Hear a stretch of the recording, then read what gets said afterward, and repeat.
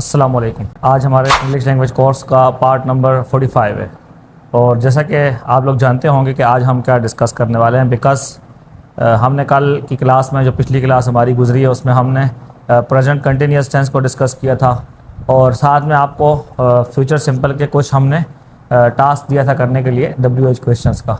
तो उसी तरीके से हम आज डिस्कस करेंगे पास्ट कंटिन्यूस टेंस को। ठीक है, पास्ट कंटिन्यूस टेंस के बारे में बात करते हैं।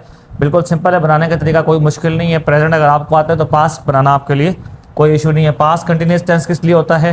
कोई बात हमने पास्ट के बारे में किसी करंट टाइम पीरियड के अंदर, किसी मखसूस टाइम पीरियड के अंदर, स्पेसिफिक टाइम पीरियड के अंदर हमने कोई काम किसी वर्ब के बारे में बताना होता है, अगर इन्फॉर्मेशन देनी होती है या इन्फॉर्मेशन लेनी होती है तो हम उसके लिए पास्ट कंटिन्यूस टेंस इस्तेमाल करते हैं। सही, एग्जाम्पल से समझते हैं। सबसे पहले इसका स्ट्रक्चर आप देख लें। सब्जेक्ट आता है, क्योंकि पास्ट के बारे में बात हो रही है तो पास्ट के बारे में बात करने के लिए हमने वाज वर्ब का इस्तेमाल करना होता है। हेल्पिंग वर्ब हमारे पास होते हैं वाज वर्ब। ठीक है, बाकी सारा वही आ जाता है। वर्ब की फर्स्ट फॉर्म के साथ ING फॉर्म आ जाएगी और प्लस उसके साथ ऑब्जेक्ट आ जाएगा और रिमेनिंग साथ में जो हों अगर तो। ठीक है, ये हमारा अफर्मेटिव का स्ट्रक्चर बन जाता है। और नेगेटिव बनाने के लिए हम क्या करते हैं? वाज वर्ब के बाद हम यहाँ पर नोट लगा लेते हैं, सिंपल सी चीज़ है। और इंट्रोगेटिव बनाने के लिए हमने इस तरीके से एक्सचेंज करना होता है। हेल्पिंग वर्ब को पहले लाते हैं और सब्जेक्ट को हेल्पिंग वर्ब के बाद ले आते हैं। तो इस तरीके से हमारा इंट्रोगेटिव बन जाता है। अब एग्जाम्पल देख के आप समझ जाएंगे कि भाई कैसे बनाना है हमने इनको।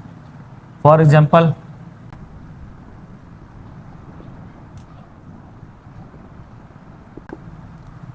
हमारे पास सेंटेंस आ गया, दे वर फाइटिंग ईच अदर। वो एक दूसरे से लड़ रहे थे। समझ गए बात को?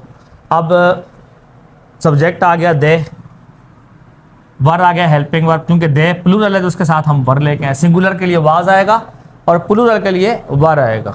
हाँ, यू जो है यू, ये चाहे सिंगुलर के लिए हो प्लूरल के लिए हो, इसके साथ हमने वर ही लाना है, इसके साथ हम वाज नहीं लाएंगे। ठीक है, यू क्योंकि दोनों के लिए इस्तेमाल होते हैं, सिंगुलर के लिए भी प्लूरल के लिए भी।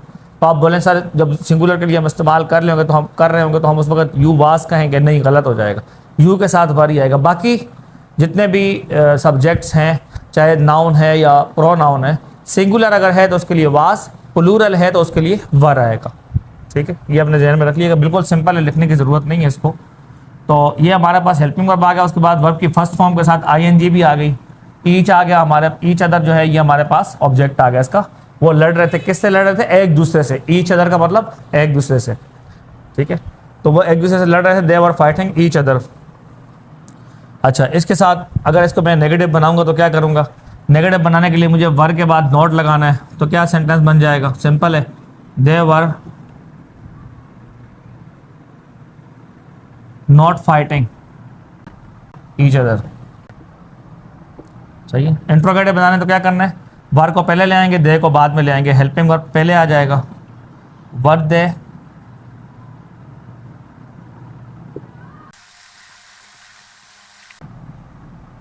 वर दे फाइटिंग ईच अदर। ये हमारा इंट्रोगेटिव बन गया। अब अगर मुझे इसका बनाना है टैग क्वेश्चन, तो टैग क्वेश्चन बनाने के लिए क्या करेंगे हम? अफर्मेटिव का टैग क्वेश्चन बनाने के लिए अफर्मेटिव सेंटेंस पहले आ जाएगा। ठीक है, सिंपल सी बात है, मुश्किल नहीं है कोई।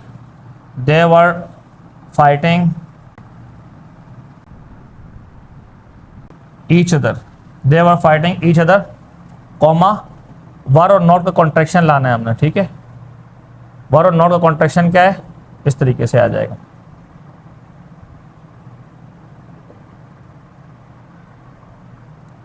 weren't they, क्या पढ़ेंगे? weren't नहीं पढ़िएगा, weren't they were fighting each other, weren't they।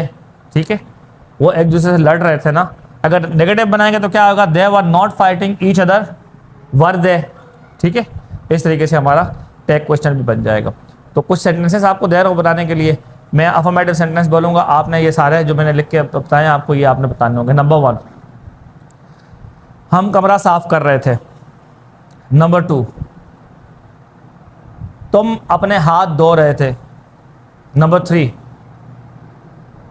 बच्चे खेल रहे थे। नंबर 4, हम पिकनिक पे जा रहे थे। नंबर 5, वो हमारे घर आ रहे थे। नंबर 6, तुम बस से स्कूल जा रहे थे। तुम बस से स्कूल जा रहे थे। नंबर 6। अब ये 6 हो गए आपके पास। ये तो हमारा काम हो गया किसका? कंटिन्यूअस टेंस का। ठीक है, इसके सेंटेंसेस बनाना, affirmative, negative, interrogative tag question सब इसमें आ जाएंगे। अब कुछ क्वेश्चंस आपको दे रहा हूँ मैं ऐसे कि जिनके आपने क्वेश्चंस भी लिखने होंगे। उर्दू बोल रहा हूँ मैं, बल्कि मैं इंग्लिश में सेंटेंस बोल रहा हूँ। ठीक है, आपको इसके आंसर्स लिखने हैं और ये मिक्स है। इसमें सिंपल टेंस भी होंगे, इसमें कंटिन्यूअस भी होंगे, इसमें पास्ट भी होंगे, प्रेजेंट भी होंगे, फ्यूचर भी होंगे। लेकिन आपको आंसर्स सेंटेंस को देखते हुए आपको आंसर लिखना है। ठीक है, गौर कीजिएगा इसमें। ये बड़े मिक्स सेंटेंसेस जो होते हैं ना, इसमें बच्चे की आजमाइश होती है स्टूडेंट्स की कि वो कैसे समझ पाते हैं कि नहीं समझ पाते, आंसर कैसे देते हैं नहीं देते। तो हर क्वेश्चन के 4 आंसर्स आप लिखेंगे। ठीक है, क्वेश्चन अपने पास उतारिएगा जो मैं बोल रहा हूँ अभी, उसके बाद आपने 4 आंसर्स लिखने हैं। ठीक है, 4 आंसर्स आपको लिखने हैं उसके कि इसका हम एक पॉजिटिव आंसर होगा शॉर्ट वाला, एक पॉजिटिव होगा लॉन्ग आंसर कंप्लीट सेंटेंस वाला, और एक एक नेगेटिव शॉर्ट आंसर होगा और एक नेगेटिव कंप्लीट सेंटेंस वाला आंसर होगा। तो आपको याद है जब मैं पहले भी प्रैक्टिस आपसे करवाई है। Number 1, do you play hockey? Number 2, does he have breakfast? Number 3, do they play cricket? Number 4, did Aamir clean the room? Number 5, did Amina ride the bike? Number 6, will you go home tomorrow? Number 7, will he run fast? Number 7, will they learn English? Number 8, are you driving a car? Number 8, am I teaching well? Number 9, am I writing my homework? Number 10, were they going to market? Number 11, is he turning on the fan? Number 12, was he tearing the paper? Tearing का मतलब होता है फाड़ना, क्या वो paper को फाड़ रहा था? Was he tearing the paper? तो ये 12 सेंटेंसेस हैं। इसके आपने आंसर्स पॉसिबल 4 आंसर लिखने हैं। एक आगा अफर्मेटिव का, यानी पॉजिटिव आंसर आएगा और शॉर्ट आंसर होगा।